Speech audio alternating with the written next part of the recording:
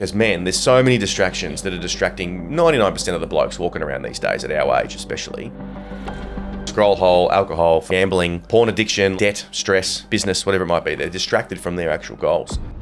Most people will tell you, hey, it's all right, everyone does the same thing. Do you want to be like everyone else? Because I know I don't. One of my favorite quotes from Supps, life is this, I like this. Where you draw the line in terms of your habits, the way that you treat people, the way that you treat yourself, you got to have some form of line that is drawn.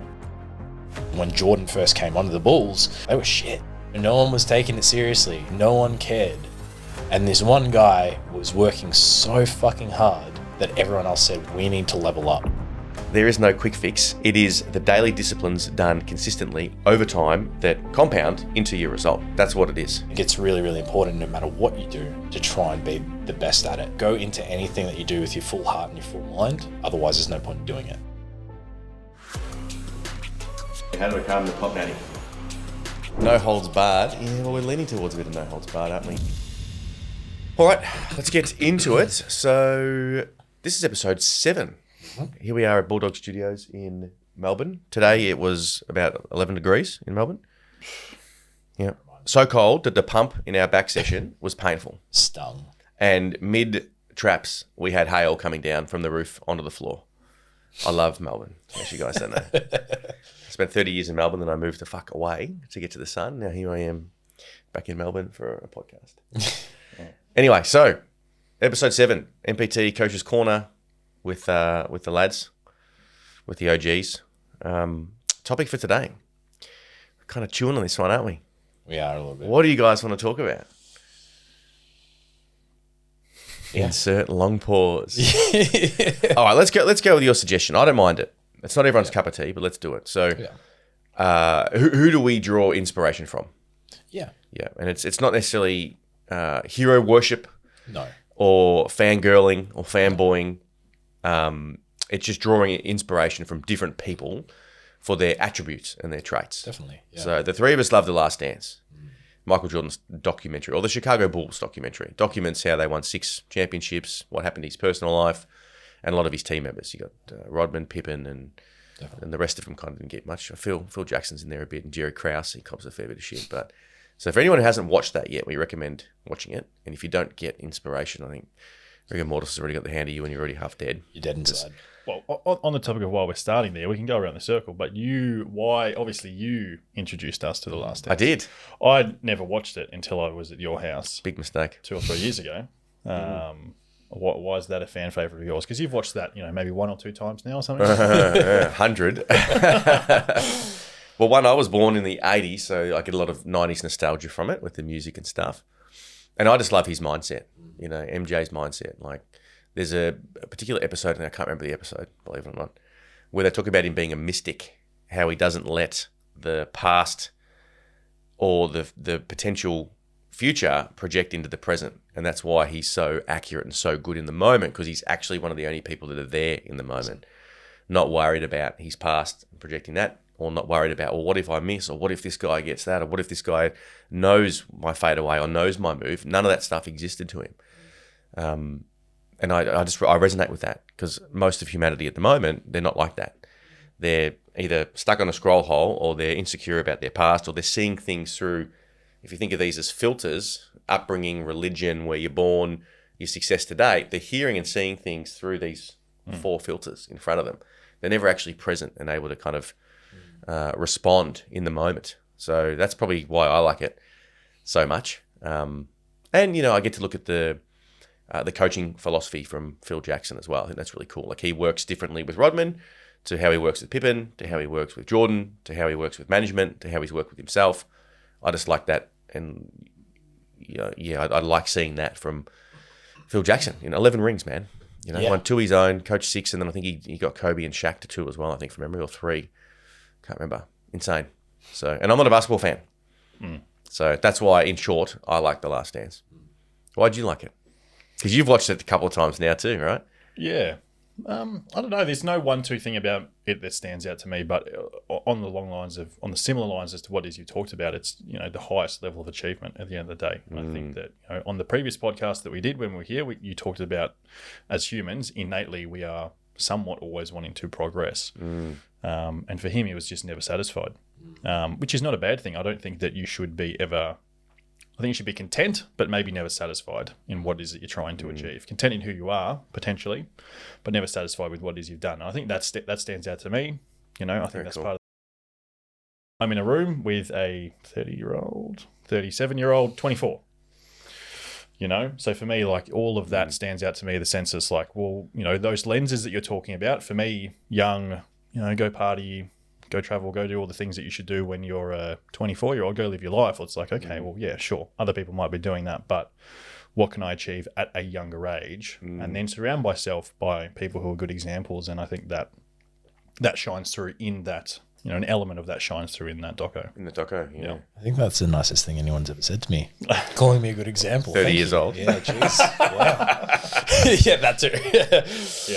Yeah. That's why I like it. But then any other docos out there as well, you mentioned Conor McGregor's McGregor Forever. Yeah, that's And another Arnie's. one. Arnie's is a Arnie's fucking great ripper. too. Yeah. Yeah, but I mean, even with Arnie's, like if we use his, I've loved Arnie for years, obviously getting into bodybuilding and all that kind of stuff. There's a lot of lessons you can learn from that on not what to do as well. Because like he's obviously self-made, he's worth a ton of money, puts on a facade that he's happy, but he did fuck up the most important thing in his life, which was his marriage to his kids. And he had an illegitimate kid with the housekeeper. And, it's a good reminder, I think, for a lot of guys like us that are A-type, always chasing, never satisfied, moving forward. It's like, don't step over $100 note to pick up a $10 note, aka don't cheat on your wife for short-term ego or whatever it is. And he's a great example of someone that's kind of not fucked up his life, because he has a lot of good parts, but in my opinion, the main factor there for having a forever partner and being a good role model and parent and stuff, he's kind of fucked it up. So does Sylvester Stallone. Same movie. You look at him, he's kind of in this big mansion by himself. He looks miserable. He's trying to make his next movie at 74 years old, ruined his relationship, etc. It's like, to me, there's some good inspiration on both those guys to see that they were chasing the mountain and going for it constantly, but also to remind yourself of the trappings of those successes as well. And also the humility to admit that too, and go, look, I wish I didn't do that. I wish I hadn't have done that. Didn't fuck up my marriage. And, that's a huge thing for someone like Arnold, who's obviously, iconic and has reached these heights and these pinnacles. You're never above someone else, or you're never above, the thing that really matters in this world, which is the people that you surround yourself love, right? Like Yeah. Very cool. What did you like from The Last Dance? Because we had to nag your ass for like how long, Joe? To get this guy. I didn't like basketball. I was like, bro, I didn't like basketball either. I was terrible at it as a junior. Look, for me, the reason I didn't get into it straight away, because for me to watch a documentary or to watch something like that and actually take it in, I need to be in a specific place. Like I need to sit down and hone in and go, I'm all right, I want to take from these people.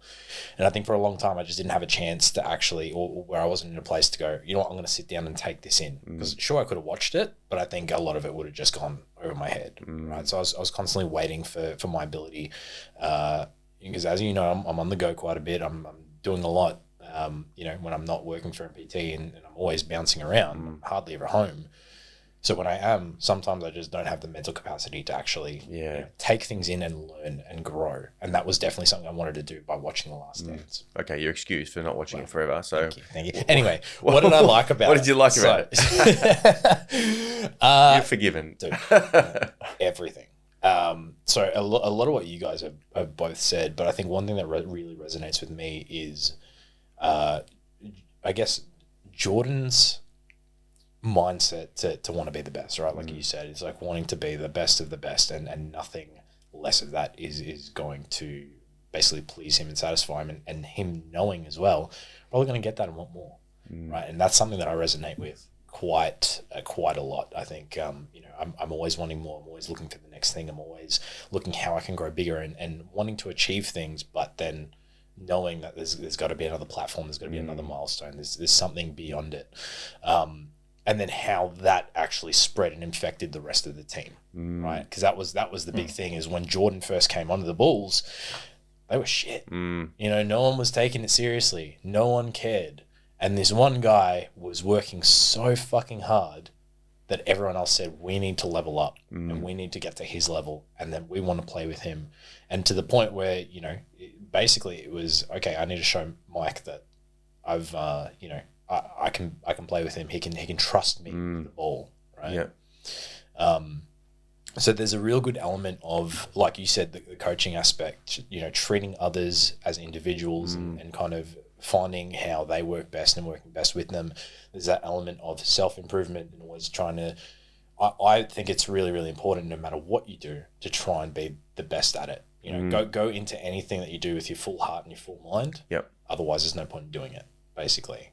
Love it. I think there's an element too of like seeing somebody that's so much more driven and dedicated and motivated than yourself. Yeah. It actually inspires you to realize, hey, like there are levels to this, and I'm not crazy for being ambitious, because there are not that many ambitious people, especially in Melbourne. You know, it's very hard to kind of align yourself with people that are driven and setting goals and moving forward and not just distracted. Yeah. Especially today, right? Scroll hole, alcohol, fucking gambling, porn addiction. Like as men, there's so many distractions that are distracting 99% of the blokes walking around these days at our age, especially. Maybe even their own family, whatever it might be. Debt, stress, you know, business, whatever it might be. They're distracted from their actual goals. Yeah. So from my perspective, I felt great. There's someone out there that has a similar drive to me, maybe obviously more. Yeah. And I'm drawing inspiration from that. And I'm not feeling like such a black sheep around other people that are like, oh, you work too much, Mike. Like, when's it going to stop? Why, you know, you've won all the comps. Why do you want to go back on stage? Blah, blah, blah. I got an element out of that from it as well, which I'm sure you did too. Absolutely. And there's also the flip side of that as well, is when maybe you're thinking like you should put your foot on the brake a little bit and slow down. How can you not watch that and go, I need to be doing more. I need to keep going. I need to keep grinding. I need to like level, you know, it doesn't matter how tired I am. Let's keep going. There's this room to play. There's room to wiggle. And then also too, again, the cultivation that Jordan did in terms of like, well, what's not serving me? Let's cut it out. Because all that matters is my goal and what I'm kind of laser focused on, and not to the point where he necessarily stepped over people to, you know, like you said, the analogy is stepping over $100 note to grab the tenner. More so, you know, he said his family gets it. Like the people that are around him gets it. His friends get it. It's like, cool, that's what's important to Mike. And if they're not okay with that, they're not my real friends. They're not, they're not the people I want to be around with. They're not the people I want to associate with. But we've also heard the stories of how he treated his dad, right? How much he loved his dad and always made time for him and went there and between practices and did all the travel when he was sick. Like, man. Yep. Very cool. Very cool. All right, well, let's use some other examples then. Who else do you guys draw inspiration from? Alive or dead? Wow. So many people. And then remind me later if I forget, who's the one person you want to have a workout with, alive or dead? Yeah, that's a good one. For me, it's a guy that I've always listened to for a long period of time, which is Andy Frisella, who you guys are probably all aware of. But the first time that I started getting into self-help, I guess you could say, I actually had a mate of mine who I'm still very close mates with send me one of his podcasts, and immediately, I don't really know what it was, but I resonated just with how real he speaks, and he's very front on, unfiltered. But for me, he just basically says things the way that they are, and similar to the way that we talk with our clients, we're probably not as that boisterous, aggressive, that boisterous, but we talk without a filter, and it's like, these are kind of the facts, and you can kind of take it or leave it, and we're going to probably say it in a way that's a little bit more digestible, but the way he talks about success and life, failure, the way that society is, it's very transparent in the way that he speaks about things. So I've always loved getting a slap on the bum, whatever it may be, just from listening to his content. For me, that just brings me back to a level of, okay, this is reality, and this is where the world actually functions, not in the fairy tale land that a lot of us see on social media. The good thing about Andy is like he's come from nowhere and built a pretty impressive movement and business. It's not like he was, a lot of people don't like Trump because he was not given, but his dad was wealthy and successful. So it's very easy to say, oh, well, he had a head start. But then guys like Andy, they literally have. I mean, the guy was fat selling supplements for how many years? I think he only lost weight because he was sick of getting that comment. Like, how are you selling world-class supplements if you're a fat cunt yourself? Yeah. And even his origin story, I mean, he was living out the back of a supplement store that he bought with his brother, sleeping on he calls it a piss stain mattress. Yeah. And now he's built into, going to be an iconic brand. At that point in time. And for him, he's never satisfied. He talks about that. He's like, every day I come into business, for me, I am operating in the sense that if I don't do my best today, we're going to go out of business. And he won't, because of what he's built. But that's his mindset of never being satisfied, which I love that. Yeah. Very good. Yours? So many people. Yeah. There's honestly so Only many people. one. Does one of them have a but doco coming out look, soon on Netflix? Yeah. No chance. Yeah. Look, there's a lot of people. I guess I'll just go with someone that I'm listening to a lot right now. But that's Jordan Peterson, man. I think I'm in a state of my life at the moment where I'm kind of tearing myself apart a little bit and putting myself back together and trying to figure out a few things in terms of non-negotiables, how I feel about life, how I feel about, everything that's going on in society and how fucking crazy and ridiculous it is. Yeah. But one thing that that really resonates with me, or with Jordan Peterson and the way that he speaks is it's his mission to always, so that's one thing. And then above that as well is also to just what does it mean to be a man? What does it mean to be a good guy? What does it mean to be, morally, I suppose, morally good I'm definitely not as articulate as he is, clearly. I wish I was. And that's another reason why I look up to the guy is, man, he is so smart, and just the way that he talks and talks to people, it really resonates with me. So I'm taking a lot from him, and he's in my feed quite a bit in terms of just, quotes and little bits and pieces, and it helps that he's spiritual as well. So he's a Christian, and he talks a lot. I think his views on Christianity as well just really resonate with me, because he intellectualizes it a little bit, which helps a lot. For me to go, okay, there's obviously the feeling and what you have and what you should have in regards to that, but then it allows me to know, oh, cool, you can actually intellectualize the benefits of Christianity, and I'm not just crazy for believing in this thing. It's not for no reason. Whether, whatever you believe, whether it is real or it's not, there's actually benefits to it. And the morals, the values, the virtues, the discipline that it teaches, all of that. So he's one. And another one, just real quick, that helps me in terms of motivation is Eric Thomas. I don't know if you guys know who he is, but just his cadence and his voice and the way he speaks. Like, how can you not be inspired by someone who is living out of trash cans and living in an abandoned building, who's now the best motivational speaker in the world? And just the way he speaks, the way, it naturally, just hearing him makes me want to get on my set. Like, even now, just thinking about how he speaks, I want to go out there and hit a workout or do some work or do something, man. He's another great one. Yeah, he's amazing. Yeah, I agree with what you're saying. I feel like the world needs more of religion than it needs less of it. People have strayed too far away from, what's right and what's wrong. You know what I mean? Like, there's all this grey area and fine lines and, that's okay if this person's identifying as this, and, where does it stop, man? You know what I mean? Kids are allowed to go and pretend to be a cat and piss in litter and stuff. Like, it's becoming fucking bananas. Not so much in Australia, but we're always just going to follow what the UN do anyway. Yeah. But I think it's great that people of influence, like both of these guys, are both preaching religion, aren't they? Priscilla's Christian as well, I'm pretty sure. Andy? I don't know. But I think at the end of the day, what it is you're talking about is having some form of North Star within your own life. You've got a moral compass at the end of the day. This is kind of, where you draw the line in terms of what it is you'll do, and your habits, your patterns of behavior, the way that you treat people, the way that you treat yourself. You got to have some form of line that is drawn. Well, and it goes back to a lot of things that one of the things that we talk about a lot, which is high standards for yourself. Right, is having that North Star, but not just having a kind of morally, ambiguous North Star based on today's social standards, is going above that. I know there's a lot of people, sometimes I've, especially recently, gone through a bit of a phase in my life where people did not have the same view on what happened as I did, and something I was very hard on myself about.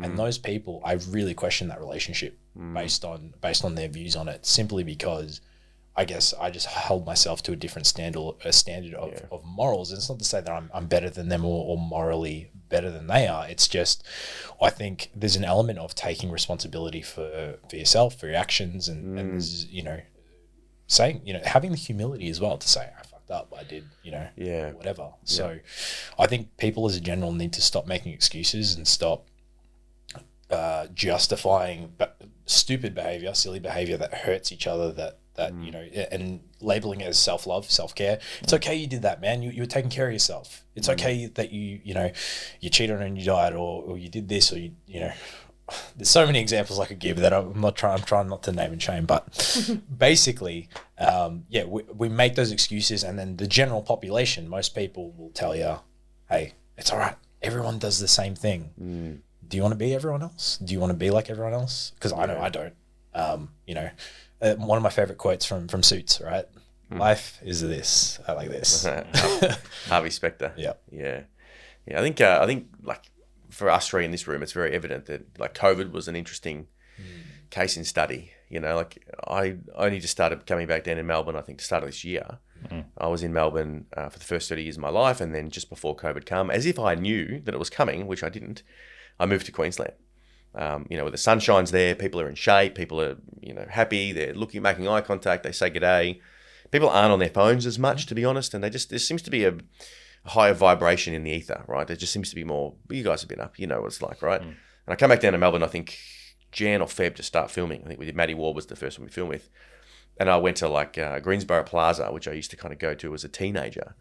And I just couldn't believe how miserable, defeated everybody was. Like most people that I saw in there were, without sounding like a cunt, were overweight, ugly, rugged up, and just like plodding through life. Their posture was down, their vibration was down, their gait, their walk. And I was like, wow, there really is this like almost post-World War depression, which is, you know, post-COVID depression because of what was done by the government, you know, meaning well or not, that's a topic for another day, to civilians. Like you guys, you didn't have the right to choose what you were doing. You were told that you had to come home at 8 o'clock. You were told you couldn't work out. Like working out's going to be bad for the society to get over a virus. And a lot of people, I think, haven't recovered from that. No, I'm still getting guys to this day on application calls who are saying that, you know, COVID wiped me out and I haven't recovered.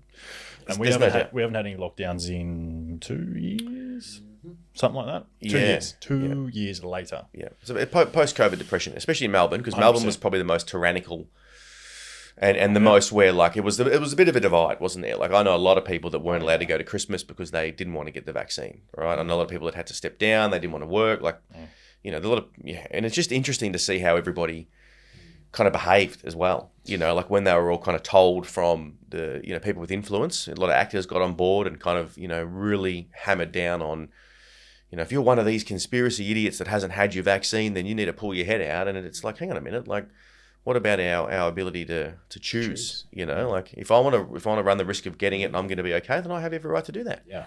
Oh, but you're a super spreader. Well, you're actually not, because that you know, getting it didn't stop the spread at all. So that was a very interesting case study for me. One, how people are willing to kind of throw you under the bus because you're not doing what everyone else is doing. You had some experiences with that, which you can name or not name. Two, how reliable how dependent everybody is on the media and the government, and like, oh, what I hear on Channel 7, it must be true. It's like there's no critical thinking happening. And then three, just like that divide that was created. It was just, to me, it was just madness. You know, yeah. I'd never choose a paycheck over my own ability to choose. That's just who I am. And I'm just like, how can you, you know, justify that? Some guys obviously in situations, mortgages, whatever, but still me, I wouldn't do it. I'd go out and do something else. So, well, the irony in that too is how many people were spreading the message of like, guys, we need to be together through this. You know, we can't see each other, but we all really need to stand together and you know, support each other through this tough time. And then they're also the same people saying, well, you're not getting jabbed, you're part of the problem, not the solution. Yeah, you're not coming to Christmas dinner. Yeah, you know, grandma's going to be there, and you know, you're going to kill her. It's like, whoa. Which I don't know how many of those people have been following you know, anything that was said during that time and what's been sort of proven since. But yeah, and like you said earlier, the humility to admit that you were potentially wrong or manipulated. Like, there's a lot of people that will go to their grave thinking that that's you know, denying that was the best decision to do that, and that their government handled that well. But that's just a recent example, isn't it, of you know, humanity and, you know, some of our less than desirable traits when under stress and in fear. But that's a reflection of, and, you know, kind of coming back to what it is that we do, is where, you know, people unfortunately just believe a lot of the things that are said without questioning it. You know, that, you know, there's a number of examples that we can use in terms of the health and fitness industry where the reality of the situation is not that. My favorite is when people quote percentages, like, oh, 90% of people do this, or 90% of studies show, and it's like, what study? What are you talking about? Where'd you get this figure from, guys? Yeah, it's interesting. How many people actually question what they see on social media or what someone's spitting? It's mind-boggling how many don't. Just take it as fact and go, oh. Yeah. But to use both of these influences that you guys have spoken about, like Jordan Peterson was very outspoken about Trudeau and how he was behaving during that phase. And again, he's trying to find the truth. He's actually trying to figure out the truth. He's very good. And Andy's obviously very aggressively against it and stuff. So it's just quite interesting, isn't it? That, you know, we're drawn to those characters for inspiration. Just have critical thinking. Yeah. Those two guys, probably both of them, incredibly critical thinkers. Question things, you know, and don't question just for the fuck of it. Question it to figure out the truth. Yeah, for your own benefit. Yeah, your own truth in that scenario. Yeah. Look, there's sometimes a value in playing devil's advocate, right? I think there's definitely, in terms of getting to the mindset of someone who doesn't agree, or, you know, again, just trying to see this from see things in general from a different perspective. There's definitely a lot of value in that, because it allows you to almost think of things sometimes that you otherwise wouldn't have, or to, you know, sometimes admit that, okay, maybe I was wrong. Maybe there's something to what they said, or even just at the very base minimum going, you know what, I don't agree with you, but I can understand where you're coming from. And just, you know, being able to be... agree to disagree. Yeah, just having some decorum. Yeah. So... Yeah, interesting stuff. The overarching idea of us talking about where we draw inspiration from is to perhaps encourage other guys, especially in our line of work that are doing a rebuild, to try and find inspiration, you know, from other people that they align with. Definitely. You know, obviously the coaches, a lot of the guys get inspired by your transformation, and a lot of the other success stories and stuff like that. We recommend audio books. You know, Darren Hardy does The Compound Effect. That's book one. Tim Grover was Michael Jordan and Kobe Bryant's physio, basically, or PT, personal coach. He writes a book, Relentless and Winning. They're month 3 and 4, I think, in our program, and just start searching for, you know, inspiration within those, you know, within those realms. Like, podcasts are great, movies are great. Are you doing podcasts or YouTubes with Jordan Peterson? Both. Yeah. Anything I can get my hands on. Yeah. Really. One thing I'd encourage for people as well is just try things out. Get recommendations from people. Think about who has a lifestyle or something that maybe potentially you want as well, or someone that you think, oh, well, you know, that person's very successful. I wonder what their life is like. Find a podcast, you know, see, or an audiobook or whatever it is, and even just try 5 minutes and see if something resonates with you. If it doesn't, move on to the next one. Yep. You know, it's been a never-ending, I guess, story of trial and error with me as well. Sometimes I put things on, I'm like, nah, this is garbage. I don't, you know, don't resonate. Cool. Next one. Yep. And I think as well, sometimes, like, you know, the self-help industry itself can be a bit sort of rah-rah and woo-woo. Yeah. I think for me, the main thing that I look for when I'm maybe listening to a podcast is just a mindset realignment. Like, if I've had a couple of days where it's just like, oh, I've been in a different space mentally, I can put something on that I know is just going to get me back to a point where I'm in some level of discipline, or I'm actually thinking along the train of thought that I know is going to be beneficial to me. So maybe you don't need to necessarily sit down and go, okay, what information am I pulling from this? Maybe it can just be a mental realignment for yourself to reset for a Monday, or reset for a weekend ahead, or you've had a hectic week with work, or the kids are sick, whatever it may be. Use it as a tool. That's typically why I'll do it. You know, there's not always something that I'm pulling from and going, oh, you know, this is really resonating with me, or maybe this is helping with the exact issue that I'm dealing with right now. But it's maybe just listening to someone else that isn't your own brain, because listening to that 24 hours a day. And I think all of us would be comfortable in saying that sometimes our brains don't shut up. Listen to someone else with a different opinion that is just going to mentally reset you. Well, and also having, again, the humility to know that you don't know everything.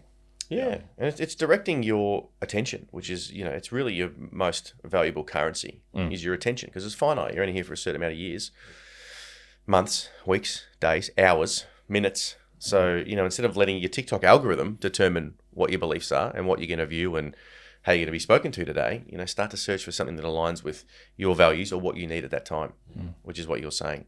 You know, again, the Darren Hardy, The Compound Effect is our first audiobook for our clients, because they need to be reminded constantly. There is no quick fix. It is the daily disciplines done consistently over time that compound into your result. That's what it is. You know, the most successful people in business, in any walk of life, are talking about the consistency that it takes. And oftentimes that consistency, you know, depending on, you know, how far behind the 8 ball, it doesn't actually take that long to get there. You know, like we say to our rebuild guys, like 6 months of just being 100% to a meal plan to make you look like you're in your 30s again if you're in your 40s be one and done, rebuilt, have all your calories up here, have the wife looking at you again, the kids, everyone complimenting you, you're looking younger. Is 6 months versus the 6 years or 10 years or 12 years that it took you to get there, is that really a long time? It's not, is it? No. It's a short period of time. So yeah, it's a matter of managing your focus as well. People are so distracted these days. They don't know what they want, who they're listening to, who they draw inspiration from. They're just told, again, by their algorithm of Instagram, Twitter, LinkedIn, Facebook, what else? Snapchat, all the apps that just are designed to get you addicted to them. Well, it's the junk food of content, right? Oh yeah, the short form stuff. Yeah. It's pretty rank. Awesome. All right, well, good podcast. 30 minutes. Done. You can catch the podcast on all major fucking channels. What do we got? Apple podcast, Apple, YouTube, YouTube. Spotify, YouTube. Till next time. How do we calm the pot natty? No holds barred. Yeah, well, we're leaning towards a bit of no holds barred, aren't we?